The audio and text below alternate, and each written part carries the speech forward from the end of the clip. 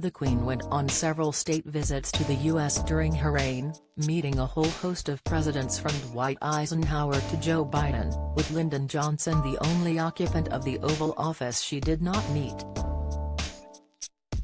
She had a particularly close relationship with George H.W. Bush, but there was one particularly hilarious mishap during a state visit to the White House in 1991 that left the monarch being labeled as the talking hat.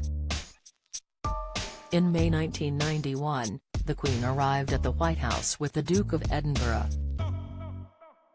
President Bush stepped up to the podium to make his opening remarks before making way for the Queen so he could address the crowd.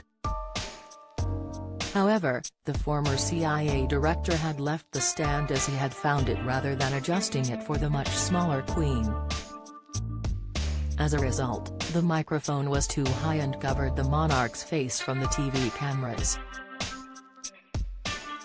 This meant that the audience could only see the Queen's hat moving as she spoke.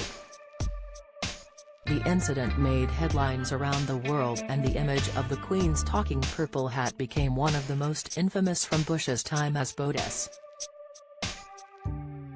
The former vice president later spoke of his regret about the incident when speaking to reporters.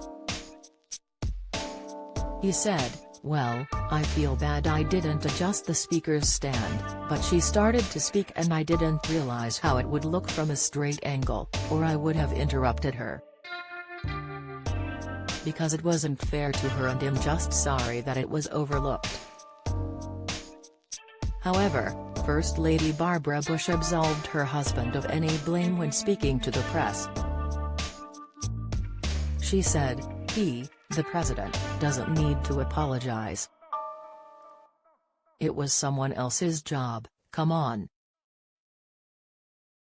The Queen, however, known for her sharp and wicked sense of humor, made light of the incident. Just days later, as she became the first British monarch to address Congress, she told the audience that she hoped they could see her this time. Despite the mishap, it was an amicable state visit with the Queen enjoying a state dinner at the White House and a visit to a baseball game.